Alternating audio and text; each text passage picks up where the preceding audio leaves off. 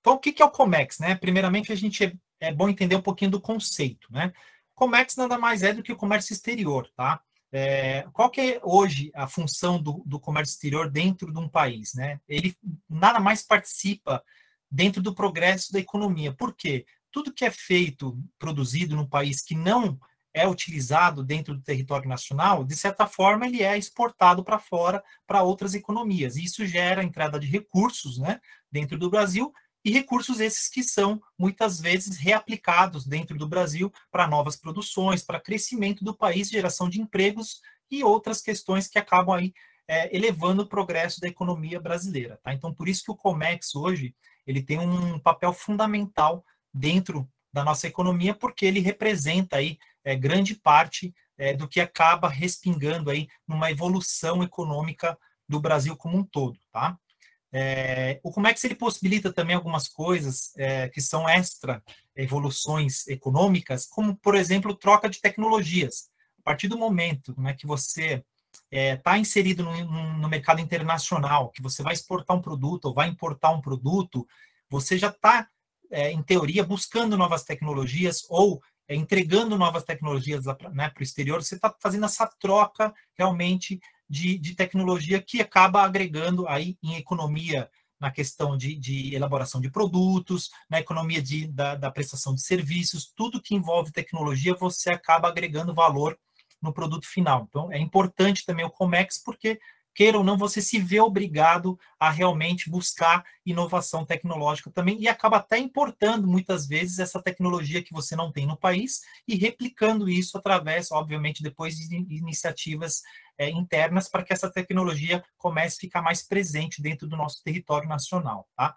Além de tudo, também, como eu comentei na parte do progresso da economia, a gente tem uma geração de emprego, né, que é muito importante. Hoje a gente vive aí um cenário de desemprego, até por conta aí da questão da pandemia, que acabou refletindo no mundo como um todo, né? Infelizmente a gente passou por uma fase muito difícil e graças a Deus existe uma retomada gradativa no nosso cenário mundial, mas queira ou não, o Comex ele sempre foi um grande responsável na geração de empregos. Tá? Se você parar para pensar hoje, por exemplo, que a gente tem grandes montadoras de automóveis que são, né, de origem estrangeira, fabricando automóveis aqui no Brasil. Isso gera muito emprego, gera renda, gera consumo, é uma cadeia que acaba fazendo realmente com que o país acabe se enriquecendo, né, por conta do comércio exterior.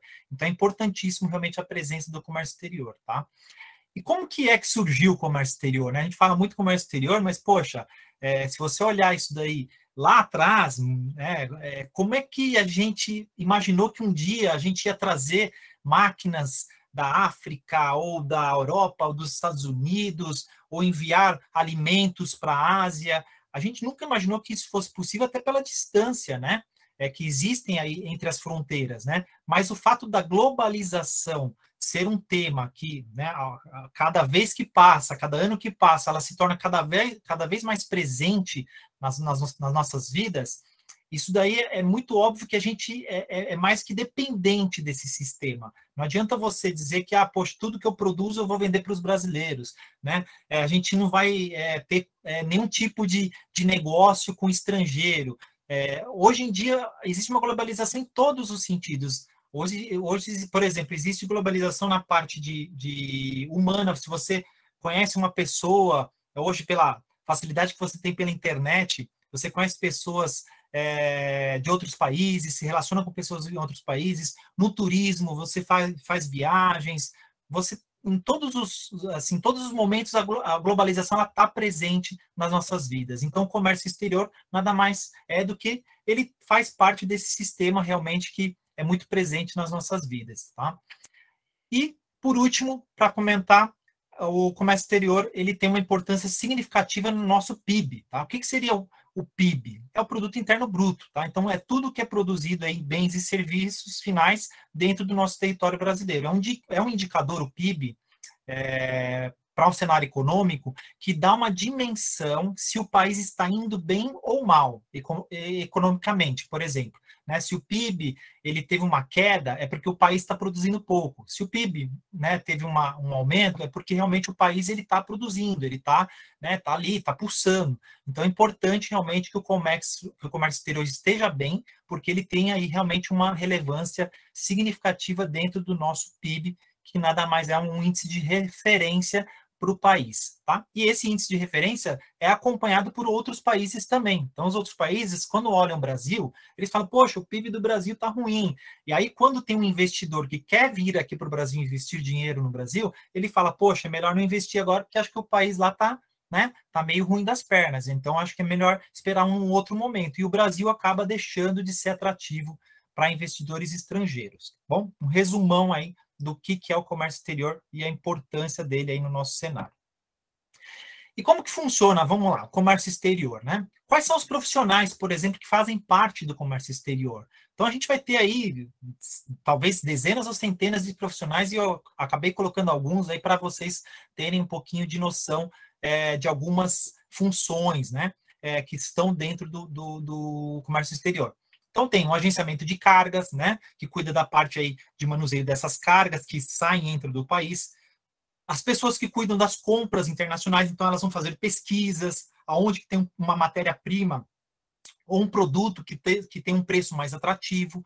Tem também departamentos que fazem cotação de fretes, que vão ali em busca de empresas que podem fazer esse manuseio dessas cargas, desses produtos. Tem o despachante aduaneiro, que ele vai cuidar ali do desembaraço da mercadoria. Então, quando chegar essa carga, ele vai ficar responsável por todo o processo de fazer a entrada desse material, desse produto dentro do Brasil, porque tem algumas normas, né, tem algumas questões de tributações, então ele faz todo esse trabalho de cuidar da entrada do produto dentro do território brasileiro. Tá? Tem a parte de logística, né, profissionais de logística que vão cuidar de quando esse produto chegar aqui no território brasileiro, pegar ele e levar, obviamente, até ali o galpão, onde vai ficar armazenado essa mercadoria para depois ser distribuída aqui dentro do nosso território. Além de outras funções, aí, outros profissionais dentro da área de Comex que tem tanta ou maior importância, inclusive, dentro do processo do Comex, tá? E algumas atividades aí específicas que envolvem esses profissionais, elas estão ligadas a parte tributária, né, a algumas questões financeiras, então tem profissionais que vão cuidar da parte financeira, de transferência de recursos para outras empresas para fazer o pagamento, né, dessas mercadorias, tem os funcionários que cuidam da parte administrativa, também profissionais comerciais que vão fazer toda essa parte de comercial, por exemplo, aqui no Brasil, para quem que eu vou vender depois essa mercadoria quando ela chegar aqui no Brasil, né, e também tem profissionais aí da parte de aduaneiras que também cuidam também dessa parte quando a mercadoria chega dentro do Brasil e vai cuidar da distribuição dessa mercadoria aqui em território nacional. Então, olha quanta gente envolvida numa operaçãozinha aí de Comex, né? Seja de importação, seja de exportação. Então, acaba gerando realmente uma quantidade enorme de empregos. Então, a importância do Comex para o Brasil realmente é relevante, tá? E como que funciona, por exemplo, quando você recebe uma mercadoria lá de fora, aqui no Brasil, através de uma importação, ou envia uma mercadoria do Brasil para fora através de uma exportação. Você vai ter que acessar um sistema que hoje, né, ele é chamado de Syscomex, que é um sistema que ele vai integrar todas as atividades de registro, acompanhamento e controle das operações de comércio exterior. Tá? Então, tudo que é importado ou exportado, né, do território brasileiro, é necessário você fazer um registro no Syscomex, tá? E dentro desse registro você vai ter que colocar alguns documentos, algumas informações, para que realmente alguns órgãos brasileiros, como Receita Federal, enfim, outros órgãos brasileiros, eles possam ter acesso a essas informações em questões de que se a empresa está recolhendo os tributos, se a mercadoria ela pode ser importada daquela maneira, se não existe algum tipo de registro complementar àquela mercadoria, existem alguns produtos que você precisa primeiro registrar em outros órgãos para depois importar, existem algumas questões muito particulares aí que acabam sendo ali comunicadas dentro do Syscomex, tá? E aí, como que funciona quando você importa ou exporta essa mercadoria, né? Antigamente era o barquinho, né, que navegava lá, sei lá quantos meses para chegar aqui no Brasil para entregar a mercadoria, né? A gente evoluiu, com certeza, ao longo aí de algumas centenas de anos, e hoje a gente tem aí vários meios de transporte para que as mercadorias elas possam ter um tempo rápido de entrega, até porque a dinâmica hoje do Comex ela tem que ser rápida. As pessoas hoje elas têm muita exigência em questão de tempo, né? O ser humano hoje ele está muito ligado à questão de tempo. Tempo é dinheiro, quanto menor tempo a gente gasta, mais tempo a gente pode ter para o lazer, pode, né, se dedicar a outras tarefas. Então, realmente, a questão do transporte ela acaba sendo uma questão muito prioritária em relação à escolha desse transporte, principalmente quando envolve produtos perecíveis, que são produtos que acabam estragando, se demorar para serem entregues. Então, tem algumas questões aí que são levadas em consideração na escolha do transporte, tá? Então, nós temos aí, como exemplo, o transporte rodoviário, o transporte ferroviário, né? Nós temos aí o marítimo e também nós temos o transporte aéreo. E é muito comum que, às vezes, utiliza-se mais de uma modalidade, né? Ele vem até aqui através do aéreo e, quando chega aqui no Brasil, no aeroporto, utiliza-se, por exemplo, o rodoviário, um caminhão que vai até o aeroporto, recolhe essa mercadoria e transporta até o galpão. Então, tudo isso vai agregando custo na operação, né? Por isso que essa escolha ela é bastante importante para você não acabar incrementando muitos custos na tua operação, que vai acabar inviabilizando depois o negócio com o teu cliente final, tá bom? E qual que é o cenário brasileiro no último ano de 2021 e agora nesse início de 2022, tá? Nós estamos aqui com uma situação muito favorável, né, diante de todo o cenário de pandemia. A gente está hoje com uma balança comercial positiva, com superávit, tá? O que seria o superávit, resumidamente falando? Quando você exporta ou importa, quando nós tivermos mais exportações do que importações, nós temos um superávit, tá? Ou seja, nós estamos produzindo muito mais e mandando para fora do que tendo que trazer mercadorias de fora para dentro para suprir a nossa demanda, tá? Então, isso é um sinal positivo de que o país está produzindo bastante e está conseguindo aí ter uma relevância de participação no mercado internacional. Então, nós tivemos um superávit aí de 61 bilhões, tá? Um crescimento relativamente razoável, de 21%, e graças a alguns motivos que acabaram realmente ali dando um empurrãozinho a esse superávit, né? A gente acabou tendo, por conta da pandemia, alguns incentivos fiscais por parte do governo, né? Tivemos também uma recuperação da economia pós-vacina no ano de 2021, então a economia não só brasileira, mas mundial começou a se recuperar um pouquinho, e o Brasil sempre foi um grande produtor, né, principalmente nessa parte de agricultura, pecuária. Então, assim, o Brasil ele teve uma recuperação um pouco mais rápida, talvez, do que outros países, até por conta ali de alguns diferenciais que nós já temos em questão de clima, em outras questões que a gente já carrega isso como um diferencial positivo, tá? Aí existiram alguns gargalos em alguns setores que acabaram pressionando preços dos commodities, né? Justamente isso, ou seja, havia pouca produção para suprir a demanda, né, por conta da pandemia, e aí os preços acabaram ficando um pouco mais elevados, tá? Por isso que, inclusive, o superávit foi um pouquinho maior, porque o volume transacionado em dólar ele acabou sendo maior por conta dos preços também que foram maiores. Então, isso daí realmente ajudou um pouco na questão do superávit ser positivo, tá? E o ano de 2021, para vocês terem uma ideia como foi bom, ele foi o quinto melhor da história desde 1989. Então, realmente, a gente está numa ascendente aí muito positiva. Inclusive, 2022, a gente está seguindo nessa mesma tendência, tá? Logo mais agora, antes de a gente finalizar um pouquinho desse bate-papo, eu vou falar o que o governo está fazendo em outros setores para favorecer o Comex também, tá?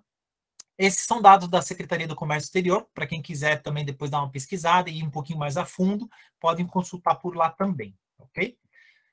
Na parte de exportação, eu coloquei aqui alguns setores para vocês terem uma ideia do que hoje é importante para o Brasil, né?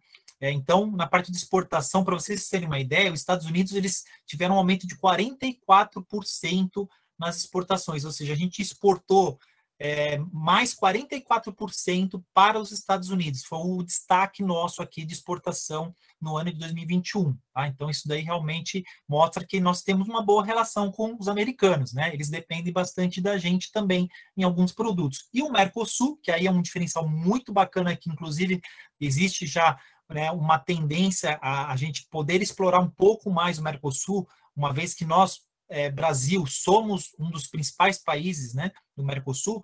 O Mercosul também demandou aí exportações brasileiras mais 37%. Então, a importância realmente de a gente fortalecer os nossos hermanos, né, aqueles que estão mais próximos da gente, porque queira ou não, o custo também, né, de transporte está mais próximo, acaba realmente sendo menor. Tá? Setores, né, o maior setor aí que nós tivemos aí de aumento foi aço semi-acabado, ou seja, mais 101% aí de aço semi-acabado. Então, o Brasil mostrando aí nessa questão que também está bem presente, né? Minério de ferro, né? Então, são alguns setores aí que a gente acaba exportando, inclusive petróleo, né? Que nós temos aí bastante, tem uma certa exploração, mas ainda falta um pouco de investimento nessa área de exploração de petróleo aqui no Brasil, mas nós temos uma grande possibilidade de poder explorar um pouco mais essa área que, queira ou não, hoje aí a gente tem um grande problema, por exemplo, de estar pagando combustível caríssimo, porque a gente ainda exporta petróleo para fora para depois ter que importar combustível, né? É uma coisa meio estranha, mas infelizmente a gente ainda não é autossuficiente aí em relação ao petróleo, tá?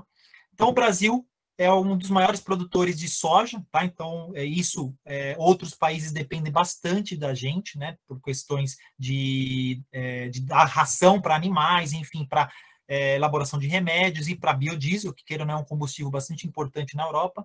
Então a gente também teve um destaque aí nesses segmentos, tá? Na parte de importações, a gente acabou também se destacando com os Estados Unidos e com o Mercosul. E aí, ó, para vocês terem uma ideia, combustíveis, né? A gente importou 87% a mais de combustível. E energia elétrica, que queira ou não, nós temos aí, né, grandes usinas elétricas que também poderiam, de repente, nos ajudar a serem um pouquinho mais independentes. Então, talvez sejam alguns setores que a gente precisa explorar, né, o governo como um todo olhar para esses setores aí, para a gente poder ficar mais autossuficiente, tá? E os custos do transporte aumentaram significativamente.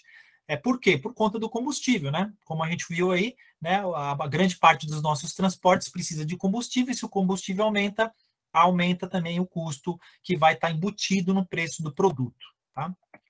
Infraestrutura.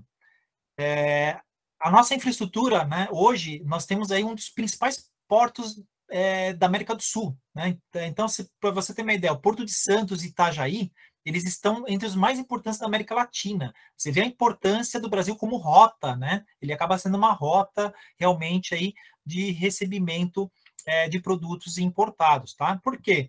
A gente tem aí uma questão da distância, né, por rotas marítimas, que às vezes, dependendo de onde está vindo o produto, ou ele entra via, né, via Itajaí, que é ali no sul do país, ou ele entra por um porto lá mais para cima no norte. Então, tudo isso aí é elaborado de acordo com a logística e para onde depois esses produtos vão ser distribuídos. Ainda o Brasil ele sofre de uma certa carência, né? A gente tem, infelizmente, ainda uma certa carência em questão de infraestrutura, mas agora nos próximos slides a gente vai demonstrar que existe também um olhar bem crítico dos nossos governantes para que isso aí realmente a gente comece a dar uma importância um pouquinho maior, tá?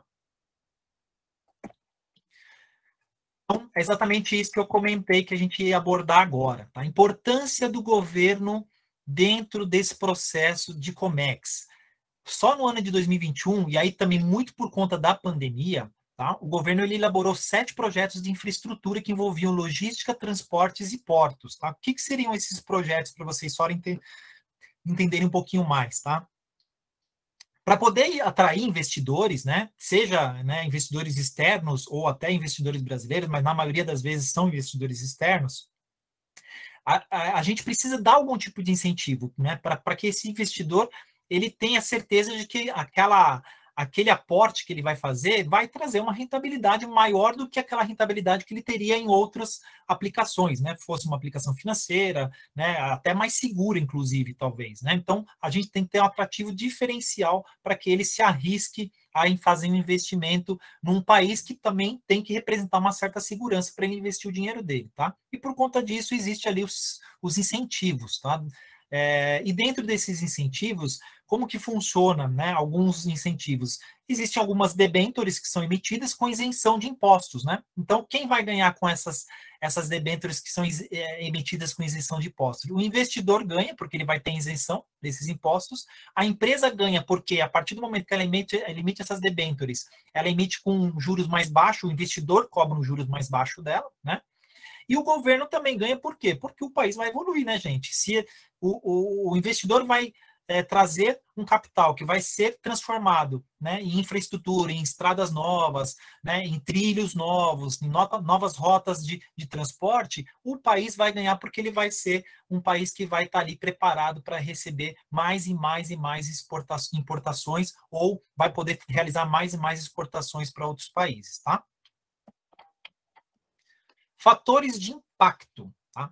Vamos tentar aí nesses últimos 5 minutinhos, 10 minutinhos, a gente poder abordar os últimos temas que eu gostaria de falar com vocês. É um resumão, eu sei que eu estou, às vezes, um pouquinho correndo, mas eu gostaria de passar bem um panorama geral, e eu acho que talvez vocês fiquem com uma ideia bem bacana do que é o Comex e da importância realmente que ele tem.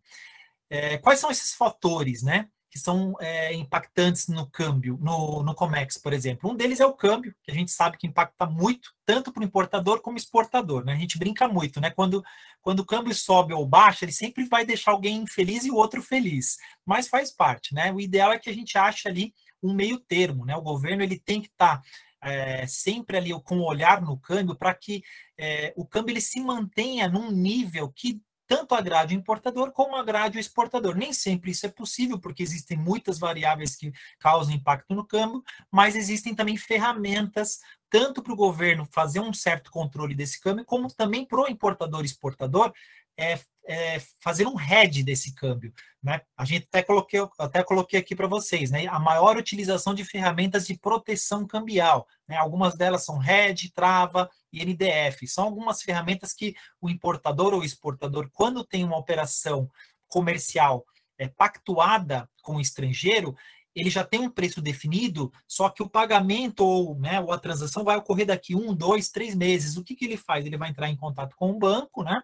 E ele vai fazer ali o hedge daquela operação, ou seja, ele já vai pactuar o preço, porque ele já está negociando o preço também, né, com o comprador, né, com o agente comercial dele, e ele já vai ficar ali redeado, não vai acontecer nenhum tipo de prejuízo e nenhum tipo de ganho. Ele já sabe que daqui 2, 3 meses ele já contabilizou aquele ganho referente à venda. Ele não vai correr riscos com a oscilação cambial. Então, hoje em dia tem sido muito mais habitual o uso dessas ferramentas de proteção cambial, tá?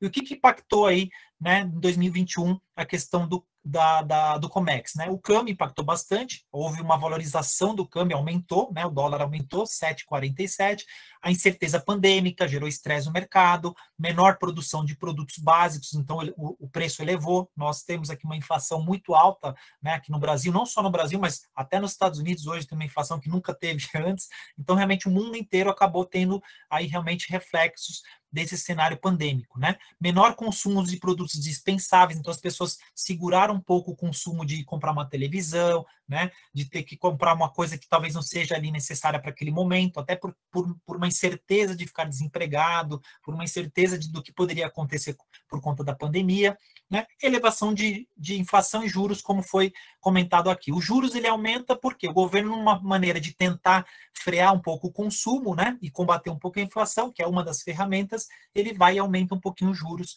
e isso acaba também diminuindo o crédito, então realmente, de certa forma, acaba retraindo um pouquinho a economia. O que esperar para 2022, gente? Eleição presencial, a gente sabe que acaba sempre tumultuando um pouquinho o nosso cenário, turbulência política e econômica que ainda a gente vive, né?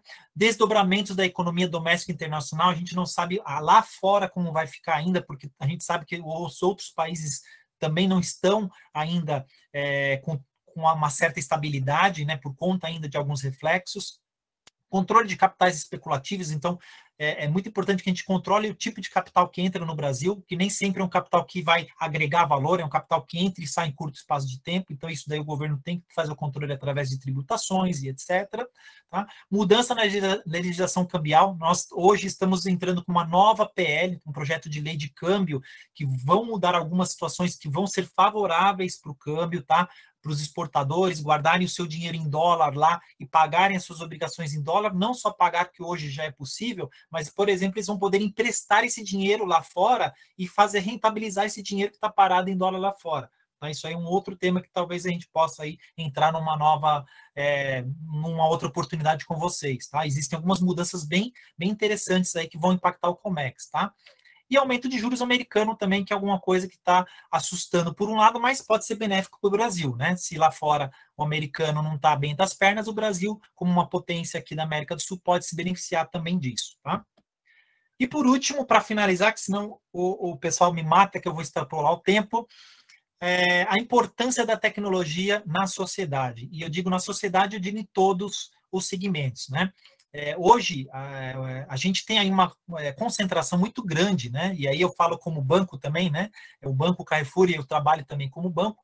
A gente tem uma concentração muito grande de negócios nos principais bancos do Brasil. Mas com a chegada da tecnologia, a gente viu um movimento muito grande de pequenas empresas, principalmente empresas que têm viés tecnológico, fintechs, né? Instituições de pagamento, bancos digitais sendo criados. Então, a gente está passando por um momento de transformação que todos nós estamos tendo que nos adaptar, né?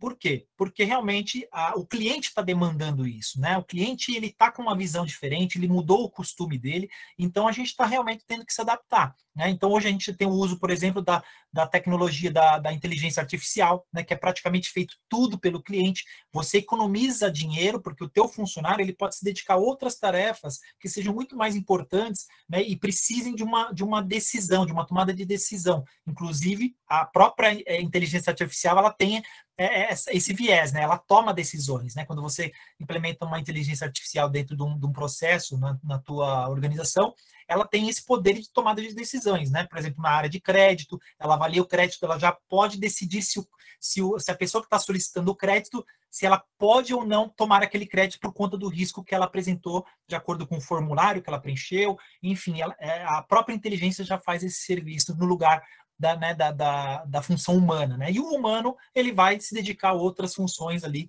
que são talvez até mais importantes, funções comerciais, né? Uma vez que a máquina já consegue fazer essa substituição. Por conta da tecnologia, nós temos novos serviços, novos modelos de negócio, redução de custo, agilidade e competitividade, né? Então, é importante que os colaboradores se tornem multifuncionais. Hoje, se vem uma empresa de tecnologia implementar um sistema dentro do Banco Carrefour, por exemplo, o funcionário ele tem que saber explicar o produto para a pessoa de tecnologia entender o produto para poder criar a solução. E vice-versa, né? A empresa de tecnologia tem que saber como que é o produto para poder entender o produto, para poder criar a solução perfeita para a instituição. Resumidamente, desculpa a minha forma aí rápida de explicar, mas é